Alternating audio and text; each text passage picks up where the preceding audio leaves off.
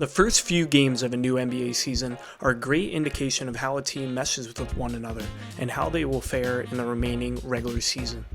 A team that has quietly positioned themselves at the top of the Eastern Conference is the Miami Heat. The Miami Heat are coming off a first-round exit in last year's playoffs, and this year they look completely different. Thus far, the Miami Heat have started off 5-1 in 2021, beating the Milwaukee Bucks as well as the Brooklyn Nets. They lead the league in defensive rating at 95.1 points per 100, and the most impressive feat is that they've held every team to their lowest shooting percentage of the season. 5 out of 6 teams were held to under 40% from the field. So what makes them such a formidable defensive team? Well, there are similarities to the Pistons in the late 80s.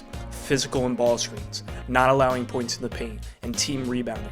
Up to this point, the Miami Heat have given up the fewest points in the paint and lead the league in fouls.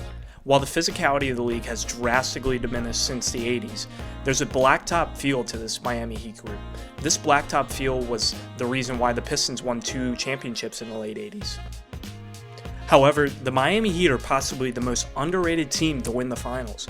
538, a premier analytics prediction site, gives the Miami Heat a 4% chance of making the finals and just a 2% chance of actually winning it. Let's take a look at the new Miami Heat roster and how offensively and defensively they are a better team than they were last year. The first thing you'll notice is that the Miami Heat have completely transformed their roster. Avery Bradley, Kendrick Nunn, and Trevor Ariza have all went to the Lakers. Goran Dragic, Precious Achiuwa, and Andre Iguodala have all switched teams. Kelly Olynyk, Mo Harkless, and Vigilanka have also went to new teams. The players left either on their own merit or were traded. As a result, the Miami Heat signed Caleb Martin, Markieff Morris, PJ Tucker, and signed and trade for Kyle Lowry. One specific player leaving that left an impact on this year's current roster is Kendrick Nunn, and here's the reason why. The Miami Heat featured a crowded 2-guard spot all of last year, and as a result, seeing Tyler Hero truly flourish was not possible. This year, Tyler Hero is actually a potential 6th Man of the Year candidate. His usage rate is up 5% from last year, and he's shooting nearly 6 more shots a game. In their offense, Hero is able to keep on handoffs to open himself up later in the game. The same set here is rejected, and now you see a wide open Tyler Hero 3. They also utilize step-up ball screens in order for him to attack the basket. Another player that changes Miami Heat is PJ Tucker. PJ Tucker is an extremely versatile and savvy player. Here he is opening up Duncan Robinson with a late shot clock back screen in the corner. He also spaces the floor well with his high percentage corner shot, as he typically leads the league in corner threes. Here he also provides matchup issues for bigs that want to close out on this 3-point shot. Another high impact addition is Markieff Morris.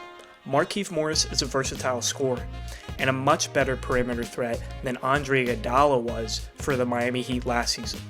He's also a great defender, only allowing .916 points per possession on defense.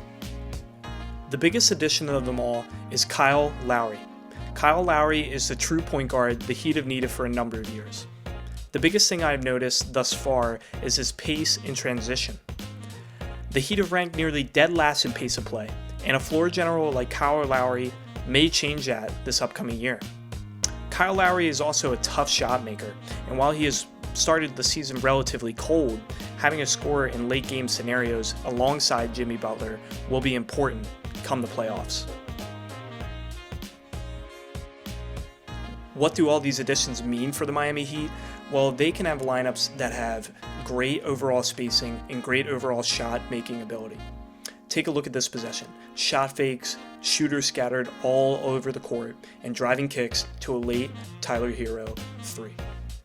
This great spacing opens up Miami Heat big man Bam Adebayo for duck-ins, drop-downs, and rolls, as the weak side is usually preoccupied with shooters. Take a look at this possession. Jimmy Butler is able to drive a switch onto Joe Harris, and because shooters are in the corners, Bam Adebayo is wide open. I believe Joe Harris after play even says, "No one's there." Now let's see why the Miami Heat have had the best defensive rating in the entire NBA. The first thing you'll notice is that they trap. They trap on players of focus, in the post, after a switch, or in late clock scenarios. This is evident in this clip in which James Harden is guarded by Duncan Robinson and Jimmy Butler comes right away.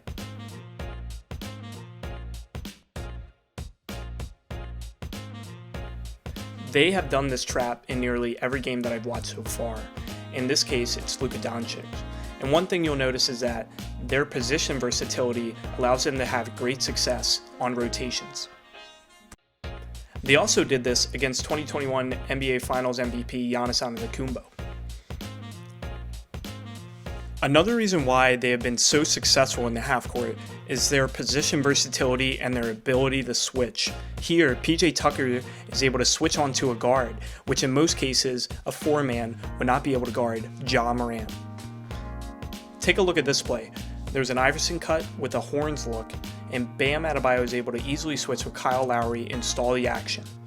This forces the Charlotte Hornets into a tough take with Miles Bridges.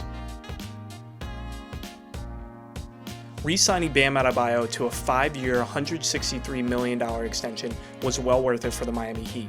Bam Adebayo is able to easily switch on to guards such as Jalen Brunson and Luka Doncic, and his ability to disrupt their shots with his quick feet and long arms is one of the main reasons why the Miami Heat are so versatile. Thank you all for watching, and I'll see you in the next one.